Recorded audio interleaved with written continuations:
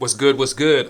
So if you're like me and you picked up a Feelworld LUT 6 monitor or maybe some other type of monitor by Feelworld, another model, you may have found that if your model's supposed to allow you to load custom LUTs, that when you try to go through the menu and do so, it fails to initialize the SD card.